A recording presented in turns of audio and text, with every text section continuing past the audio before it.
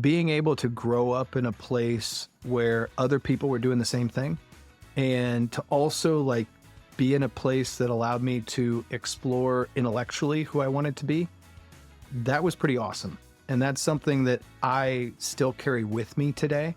Sports was my identity in high school and helped me get into college. It wasn't until I got into college, shredded my knee, couldn't play sports, that my brain started working a lot better. And I really started to accept who that was. And it's funny, I just got an email from a friend of mine. My college mentor just passed away today. He was the first person that I knew that I firmly remember being unapologetically authentic. And he was the world's most liberal Methodist minister, history teacher, dean, and all things that I was not. And he took me 15 years to learn to be like him. And I'm really glad I had the chance to. Welcome to Market Mastery, the podcast dedicated to uncovering revenue-driving strategies for sales leaders in B2B tech. I definitely appreciate you taking the time and jumping on. And it's great to meet you. Intro came through our mutual podcast production company. Yeah. And so I did want to start there because that's what I used to start doing some of my prep for this episode. And so you're the host of, it seems like a couple podcasts, but especially After the First Million. Is that right? Yeah. So After the First Million is what I call the main podcast. It's been fun to work with Share Your Genius, but it's really hit kind of a passion of mine, which is making it easier to just be a business person and run a company. I think that so much of doing this work is glamorized, and the reality of being a CEO is it sucks most of the time, a lot of the time, and that's okay. But some of us just love it, and getting to hear stories from people that have made it through kind of some of the tougher parts and scaling companies and the emotional toll, that's been really cool to do. Why After the First Million specifically? So I view businesses in kind of three phases. Phase one is that startup phase of getting from like 0 to 1 million. And at that kind of point, if you're building a business with the intention of growing it, that's when you figure it out enough to think, oh, it's time to scale.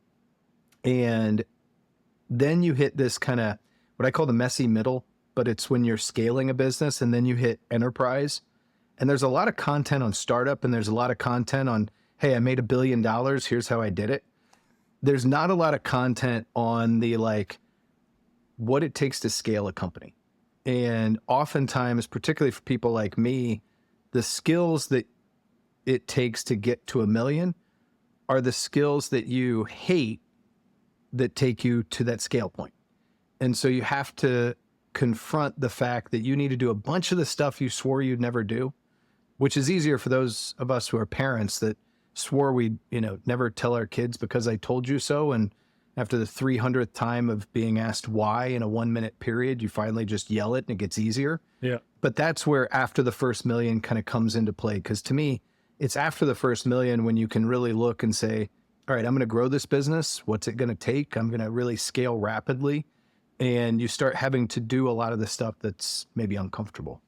Yeah, and I think it's an interesting breaking point, 1 in 10 million in particular, because I think 5 to 9, depending on your data source, 5 to 9% of companies even make it to 1 million.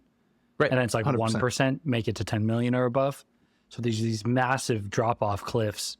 And then I think it's super interesting that you're peeling back the layers to figure out not necessarily the negative side of it, of like, why don't companies make it to that next level, but how do the ones that make it actually get there?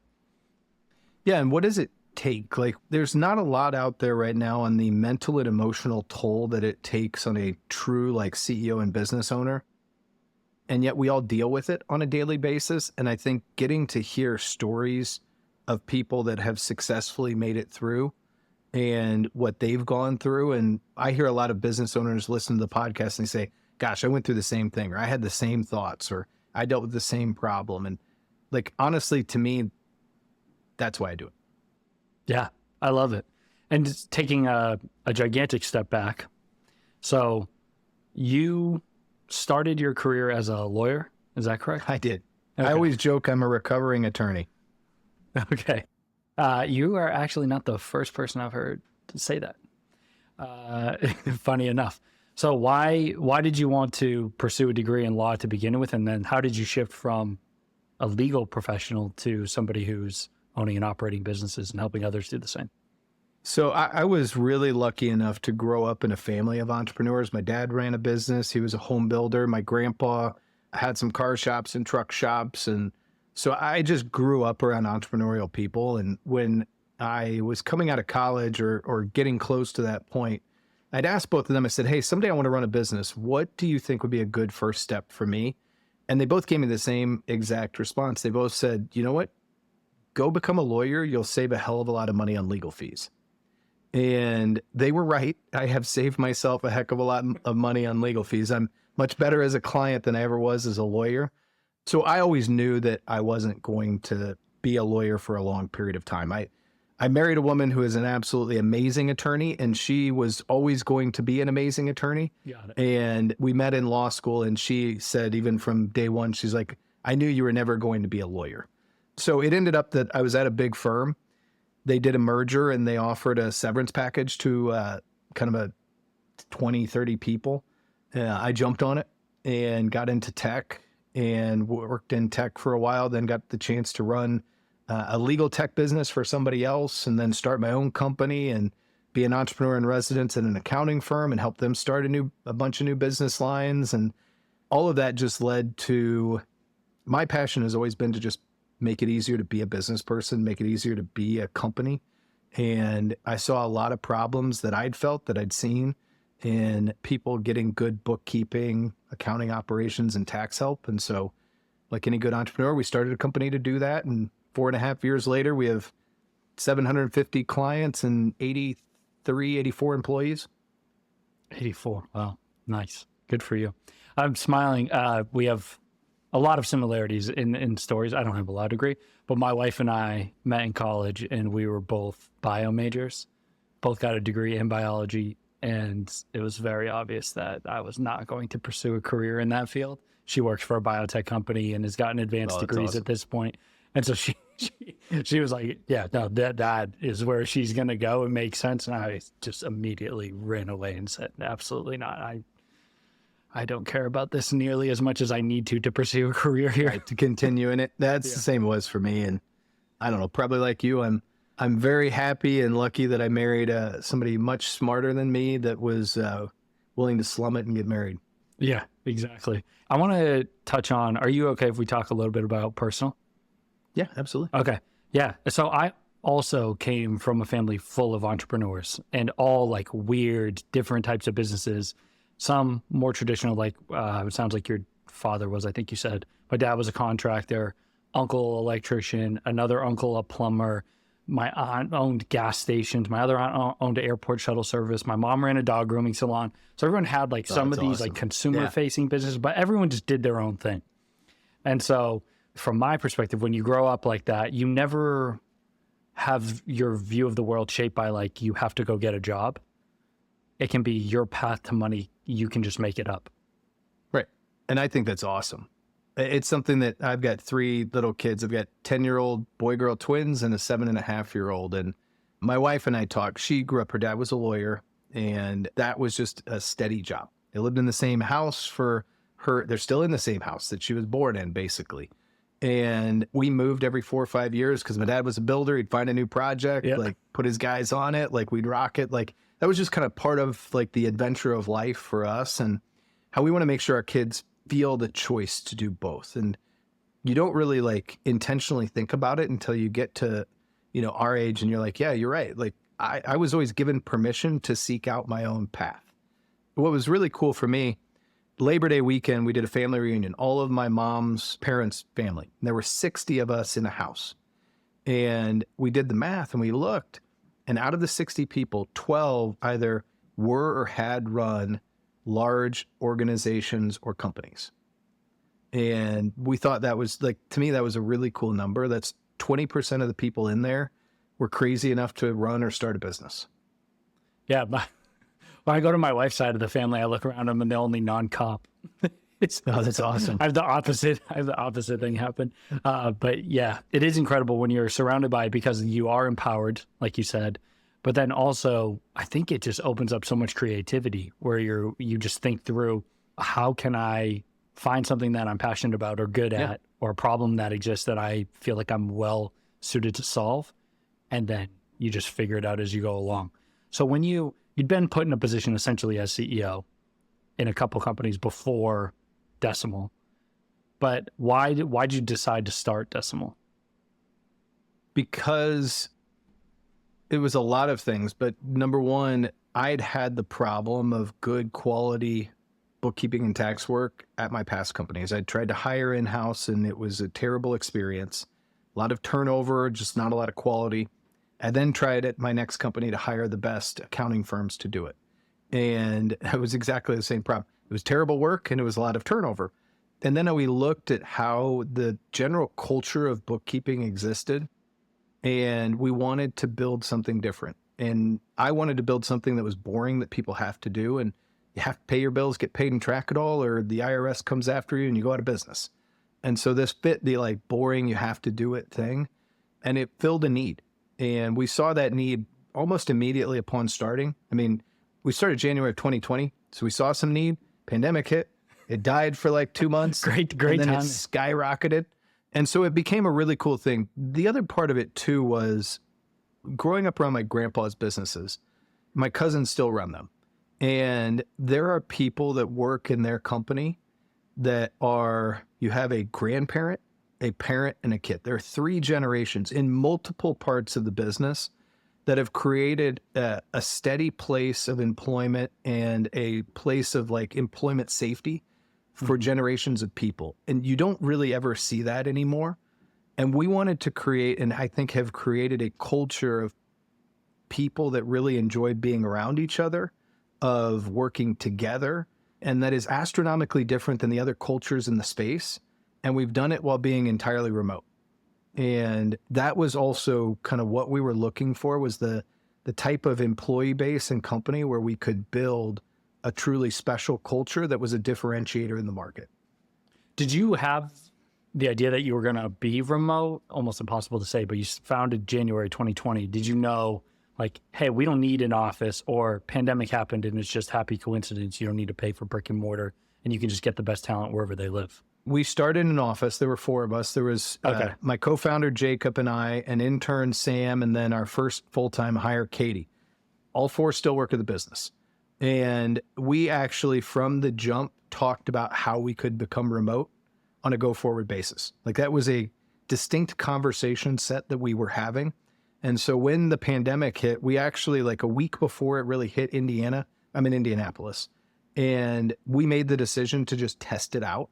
We didn't really know that we would be testing it out permanently, but we did kind of thought that, because as we look at the economics of the business too, not having the overhead allocation of space and of brick and mortar gives us a much better chance to create margins that are unheard of in this space with like great client experiences. And so it was both a like desire thing on our part as well as an economic decision, and it just all aligned perfectly. Great coincidence. Yeah. Do you do on-site stuff with clients, or are your client relationships 100% virtual as well? Everything's remote. In fact, a couple of months ago, we do quarterly leadership offsites or on-sites, and we do have clusters. We have a big cluster. We bought a company that was based in Salt Lake City. We have a cluster in New York. We have a little cluster in Indiana. So we do get people together for lunches or dinners or whatever. But there was an on-site for my leadership team, and I brought my director of operations, Nicole. And Nicole has worked for me for 3 years. It was the first time I'd met her in person. And so it was a fun time, but like we go through a lot of that. Yeah. And so you started with 4, 2020, you're at 84 now. Yes. And you said acquisition in there. One acquisition 2. or multiple? 2? Yep. Okay. What made you decide to go inorganic growth versus traditional organic growth? Well, we weren't thinking about it.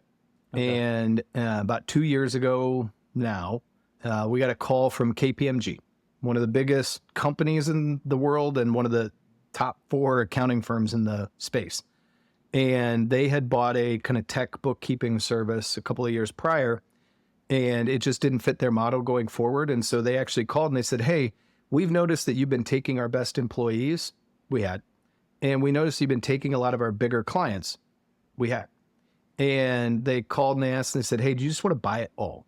And we had a lot of cash in the bank and they threw out a price. I threw out half the price. They agreed. And it took us a few months to run through diligence, but that was our first kind of acquisition. And what we learned from it was we gained some amazing people. We gained some amazing clients. And we realized that the operating leverage and economics of acquiring were much better than we had ever expected. And when the next opportunity presented itself, and it is now firmly something that we will do every year a lot more going forward. Are you looking at essentially competitors, one way or the real or perceived, or do you look to complementary service providers that you could basically cross-sell back into the base? I work with tech companies, so I think in the way that tech companies operate. No, that's a great question. And it's the right type of question to ask. I'm going to reframe it a little bit because one, the answer is yes and no, but sort of. So here's what I mean by that. As we've grown, we've figured out our scope of service has narrowed. We do what we do really, really well. And we are going to continue to do that really, really well. We are not going to add new services, like new service lines, because we believe in scale, and scale comes in services in particular from doing the same thing over and over again. So for me and for us, this is a lot about acquiring great people as well as acquiring great clients. Now, the sort of aspect of that is we go very vertical specific. So we focus on like home services or professional services, orthodontist shops, like where we do a really, really, really good job. What we are trying to do and what we are targeting over the next few years is acquiring more vertical specific firms that do what we do. So that does allow us to acquire expertise in an area and a client base in a specific area. And I come from SaaS. It's not your traditional like bolt-on tech. It's more like your bolt-on expertise. It's kind of like the acqui-hire with client model. Okay. So like if somebody had an amazing bookkeeping business and they had a stranglehold on restaurants in the Northeast or whatever. Okay. Yeah, that makes sense. But when you're evaluating a professional services business, what I've experienced up to this point, but I really want your perspective because my knowledge is limited here, is basically you're looking at for less than $1 million in EBITDA, 3.5x EBITDA. And for greater than $1 million, maybe you could capture like 5x EBITDA. And so when you're evaluating a professional services business to potentially acquire, is EBITDA your guiding light number that you're looking at? And what do you think about in terms of multiples for that? So the really awesome thing about the accounting space is as smart as accountants are, the general valuation of businesses is not normal, which is very nice for us. Okay. So they value right now, standard valuations in the marketplace are 1x revenue. Assuming what for margin? 25 to 35% gross. Really?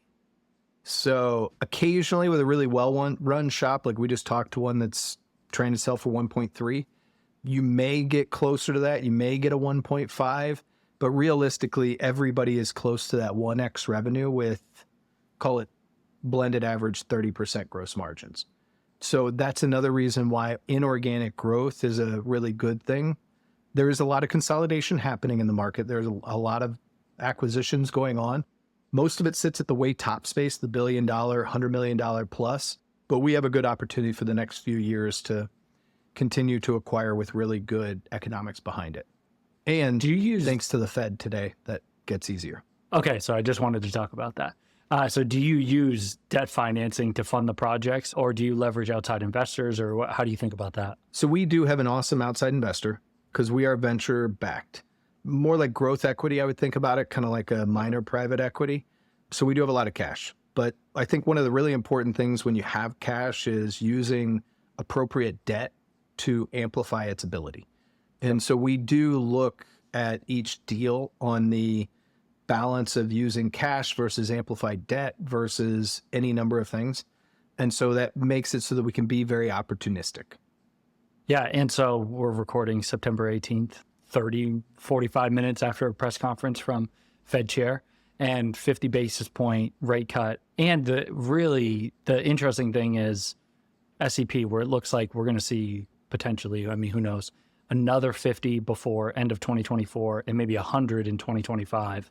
So, full 2% down. So does that make you change your time horizon on going after acquisitions because you feel like cost of debt financing could be slightly less, or you're just going to make the deals you think make sense when they make sense? Yeah, it's all an equation. So it does play into it, but not astronomically. What I would actually say is, look, we deal with 750 businesses, and it'll be close to 1,000 by the end of this year. Mm-hmm. We have noticed a lot of issues in the economy through our client base. Yep. We can see in our general client base, which spans all different types of verticals, pretty good mid-sized businesses, that payroll costs are down about 8%. And so even with cost of living adjustments, like in our client base, payroll costs are way, way down. So to me, it's not just about what it means for us, but it's what it means for our client base and for small to mid-sized businesses. I think they needed to see this rate cut because I think a lot of people have been holding on for dear life, hoping for this rate cut. Yeah. And now they can take a deep breath. And I mean, I've been joking with buddies of mine that I swear I'm watching Fed minutes the way I used to watch football scores. I just had that same exact conversation. I watched the press conference live with one of my colleagues, and it was like we were watching a football game. Oh, it's 100%. And like the other thing too is if you're in venture, if you're in tech, if you're in private equity, if you're looking at any of those things, the cost of money is essential to the continued operation of that. So we're going to see better chances of IPOs in tech, better chances of bigger rounds in tech. We're going to see more private equity funds that are doing better versus failing. We're going to see more PE investments. Like the reality is it's getting better and better, because what you also want to see is you want it to be less interesting for people to store their money in a bank account. Yes. And it was too interesting to store your money in a bank account for a long period of time. Yeah, you're getting a 5.5% yield. I'm in. Yeah. My mortgage rate is still 2.2%, and I can throw my entire mortgage into a bank account and make 3%. Like that's a de-risked, awesome thing. Yep. Yeah. It is amazing. Yeah. We play in SaaS too. So we did an analysis of just using Crunchbase data, which is an awesome aggregate like sample size. And you watch quarter over quarter VC funding. And I thought there would be this lagging effect between the Fed changing rates and funding moving up and down. And there wasn't. It was like direct correlation. And you see 100%. it fall, VC funding like just falling as Fed rates rise. And then even with like, they talk about the cut being built in. So even before this latest 50-point hike or drop rather, you saw this increase in Q2 VC funding. And I think we're just going to see that continue for the rest of this year and into 2025. Yeah, I think, look, if you're looking at it too, watching some of the Carta data that comes out, I think is even better. What do you look at there? They've just been doing a lot of reporting on raising and on the economics. And the reason being is that just pretty much everybody uses Carta. Not everybody reports to Crunchbase. So to me, it's a more complete data set. And they're usually not far behind and lagging on reporting on it. But to me, it's just a more accurate source of exactly what you're talking about. Okay. Shifting gears on you a little bit. So you have 3 kids? I do. Okay. This is a topic that I love, especially they're young though. How old did you say they are? 10-year-old boy-girl twins and a 7.5-year-old. Okay. So not that far away. So you and your wife both have not just degrees, but advanced degrees. Yep. So let's say your 10-year-olds who are the closest to this. In 8 years, how do you start to think about the decision of either to or not invest in higher education? Should they go to college? And how do you make the decision on which college? Like, how do you think about the college experience for your kids now, 25 years after you graduated with costs where they're going to be at and you being in a distinctly different position than even, your parents were at that time? So a couple interesting data points for you. I have a co-founder who is a 27-year-old college dropout. Smartest person, one of the smartest people I've ever met. Yep. And I grew up in a business, truck stops, where technician can get out with no college degree, get a technical degree and make six figures easy. Yep. So I think that everybody now has a much better opportunity to pick the path for them that gives them the best ability to be happy. And ultimately, that's what I will advise my kids, is to figure out what makes you happy and go do it. What I think of and have always thought of as college is a safe place to grow up a little bit. And so to me, if that's your goal in college, I think college is worth it. Do you pay $160,000 to $200,000 to grow up for 4 years? To be fair, I'm going to pay for it for my kids. So that isn't part of their economic decision. Yeah, fair enough. I'll do what my parents did. I'll pay for college and they're in charge of grad school. I worked There you go. a full-time job in law school while I was going to law school, which was totally against some code that I signed. Once again, really bad lawyer, but so that I wouldn't be saddled with too much debt. Yeah. But I looked at it as a strategic advantage, and I'm very glad that I did it. I do recommend that most kids don't go to law school because it's a terribly expensive mistake. If you don't know what you're doing, it's a terrible place to figure it out. I think if people are still figuring out what they want to do, go get a job and figure it out while you're making money versus figure it out while you're paying money. Yeah. And that's the way I view it. But to me, and look, I went to Duke University, and right now it's like $86,000 a year if I want to send my kids there. And I don't know if I think that's worth it. There are a lot of good things like basketball and an alumni program that's pretty awesome. But it was a great, safe place for me to grow up, and a great place where I was able to become something when I graduated that I wasn't when I got there. And that made it worth it for me. Yeah, I agree. It's so hard for me to separate. The reason why I'm asking, my wife is due early next year, our Congrats. first.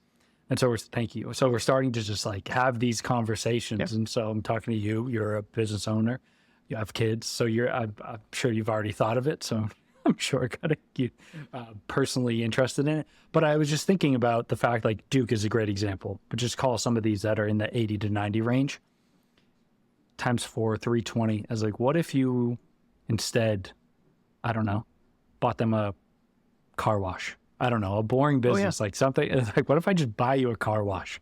It's the same. If I could spend similar dollars, put, some financing into some, pick your small business, and you got handed that, or you got handed the degree and the experience that you get over those 4 years, which one makes more sense?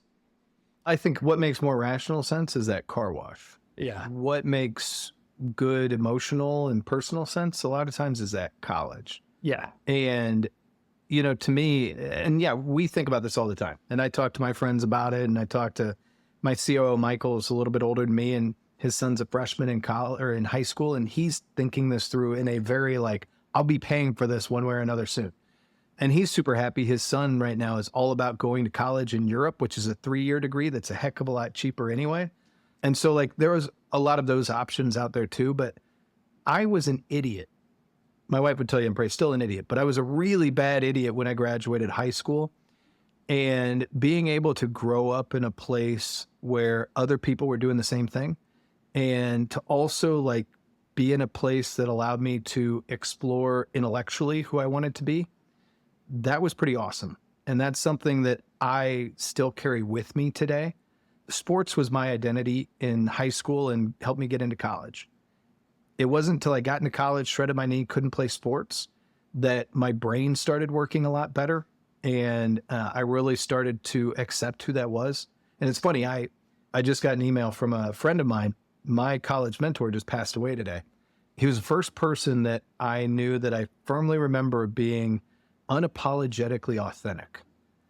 And he was the world's most liberal Methodist minister, history teacher, dean, and all things that I was not. And he took me 15 years to learn to be like him. And I'm really glad I had the chance to. When I break it down, the only thing that I really want to do for my kids is give them the options to do what they want to do. Yeah. And to me, that means I'm preparing for both pathways. Yeah. And then they get to make the decision.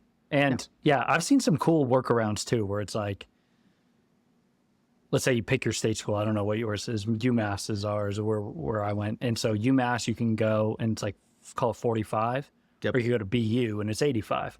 You're like, I'm going to pay for UMass, which means you're going to get 40 a year. If you decide you want to go to BU, that's on you, but you're going to have your own loans to deal with the delta. I've heard of the opposite too, where I'll pay for BU and I'll give you the difference if you go to the state school. Cool. It's giving options, and everybody's different. And like, I want to say as I've gotten older, that's what I've come to be okay with more and more, is everybody's different. And that's cool. Yeah, definitely. Agreed. On the podcast front, why did you, I know it's huge for you to help to expose stories of people who have figured out some of the stuff that happens once you're over $1 million, getting up to that $50 million range. But do you see that as a lead magnet or anything other than essentially a gift for the audience when you think about why do it and spend time on it? Yeah, I mean, look, economically, it does work out. My social posting and podcasting is our second biggest lead gen source. So there is an economic reason, but it took them 2 years to convince me to do any of that. Yeah, I am not a social media person. I didn't love doing podcasting and stuff like that. And ultimately, it was figuring out how I could be authentically myself and use that in a way to positively impact other people and our business. And, we're 1 year in, and I feel like we've hit our groove on that, and everything's kind of aligned and incentives are fully aligned. And that's why we'll continue to do it. But it wasn't a decision that I came to lightly. And it took them a lot of convincing to get me here, because someday I'll sell Decmial and I'll disappear from the internet and be very happy. Yeah, there you go. Okay. And so of the 84 employees, how many of them are sales focused, if any? 5, I think. Okay. And so what does the process look like? Because professional services is obviously a different beast than software or SaaS. And so what is the process for you? Do you have full life cycle reps who take it from whatever? Somebody goes and fills out a form on the website because they listen to the podcast. They take it all the way through and manage the relationship, or what are the different roles that you have built out? So to us, one of the most important things is that from the first time you communicate with us or hear anything about us, that you start to understand a set of expectations that we can carry through the lifetime of you working with Decmial, and that is a consistent storyline. And so that starts with our marketing, and it then goes to our sales. And our sales team are people that have an accounting background. Some of them actually have worked as accounting managers at Decmial. And in fact, Katie, that first full-time hire, is now one of our top salespeople. Okay. And they are explaining, first, their job is to what I call create the pain equation. Why are you calling? What is your pain? What are you dealing with? How does Decmial solve that? And how do we match that together? And that pain equation then follows you all the way through your onboarding and life cycle. And so we create that, they sell the deal, they then hand it off to onboarding, and our client delivery teams take it from there. And, one of the hardest things in professional services is people. People are your best asset and your biggest risk. Yep. What we have figured out in our space is we give people a team. So you do have a single point of contact, talk to Matt. Hopefully not me. They don't even give me access to my own QuickBooks, but you have somebody who's single point of contact, but behind them you have a team of people. And then you also have a team in the Philippines. And so you can literally every month have 7 or 8 people that are helping you on your account on a consistent basis, which also means that my team can take vacations and be okay. It also opens up capacity a lot more, which opens up margins a lot better. So it has a lot of really good things to it that no one else in the industry is really doing. How do you know when to hire your next salesperson? Slowly. For us, we look at it vertical by vertical. So we have 2 salespeople right now that are full-time, a third that kind of hops in, and each one of them can sell quite a bit of business in the like couple of $1 million a year type thing. And when we open up new verticals that we're going after and those spin up, that's when we've hit capacity. Like for me, if my sales team is spending all day, all week on discovery calls or proposal calls, it's time for me to hire a new salesperson because they also have to be doing some of their own pipeline creation. Yeah. Like they have to fill a good portion of their own pipeline. And so I need to make sure to manage, just like I do on my operations side. We manage capacity. And when capacity fills up or gets to a, call it 75% mark, we then hire. And that allows us to alleviate the capacity overrun. And to be fair, like salespeople are totally happy being at capacity because they're making an absolute killing. Yeah, don't dilute either my target market or my lead flow. But the salesperson is usually never going to complain about being over capacity. It's just you notice the results where conversion rates start to take a slip because you don't have an appropriate amount of time to dedicate to each prospective customer. Or what you do is you look 6 months ahead when they're looking 30 days ahead. Yeah. And you say, hey, we're not putting in enough work to have 6 months from now's pipeline full. And so we need to bring in somebody that's allowing us to rebalance at that. And so that's where you're also helping them. And we've got our sales team's been with us for a long time. And so they also notice it. And we've tried a lot of different things. At one point we had like 7 salespeople and 2 SDRs. And like I come from tech, so we run a lot of, and it's what's allowed us to grow a lot faster than other companies in the space is like we put a lot of those same metrics, methodologies, tooling, all of that stuff in place. But ultimately we found that we are highly successful with a small, lean team that sells a lot. Yeah. Why'd you get rid of the SDRs? I don't know about you, but being a CEO, I get inundated with so much content and outbound on a daily basis that nothing cuts through the noise. It like quite literally, it's impossible for you to get me on cold outreach because I'm getting hundreds of emails, dozens of LinkedIn messages. My phone rings off the hook and I'm not listening. And so to me, that means an SDR is not going to be heard either. And we were just seeing less return. The other thing too is like, there are some crazy anomalies in our business. Anomaly number one is our average client pays us over $20,000 a year, really over $35,000 a year. Okay. And our average close happens in under 30 days. So in under 30 days, you are paying us a lot of money on an annual basis. But there's a certain level of trust from the initial standpoint. And we just really started to learn that SDRs weren't doing that. And so we just removed the SDR from the process and we reinvested that in more like thought leadership, marketing, and really standing out from the competition in other ways. Yeah. I don't know what it is. I mean, I have guesses, but I do think that you're hitting on it, which is if you're buying a product, the person positioning it to you they are somewhat of a representation of the thing that you're purchasing, but it's pretty widely disconnected. When you're selling professional services, the person you're engaging with feels a lot more like exactly what you're buying. It does. And so that's where like somebody more junior, which the traditional SDR profile, of course, is, less industry expertise, less ability to tell customer story, all of those things, I think, is what has a greater impact on making a hard job even harder when you shift that function to professional services companies rather than pointed at going selling some SaaS product. I completely agree. Yeah. Yeah. We struggled with it too. We tried it in different forms over the years and our best successes come full life cycle, direct ownership over lead to The close. whole thing. Yeah, I agree. Yep. Cool. All right. Well, thank you again so much for coming on. I really appreciate the time. Kyle, I appreciate it too. It's been great chatting, man. Thanks for listening to this episode of Market Mastery, brought to you by the Bridge Group. If you're a revenue leader in the B2B sales space or know someone who is, connect with me on LinkedIn. Don't forget to subscribe to stay updated on future episodes.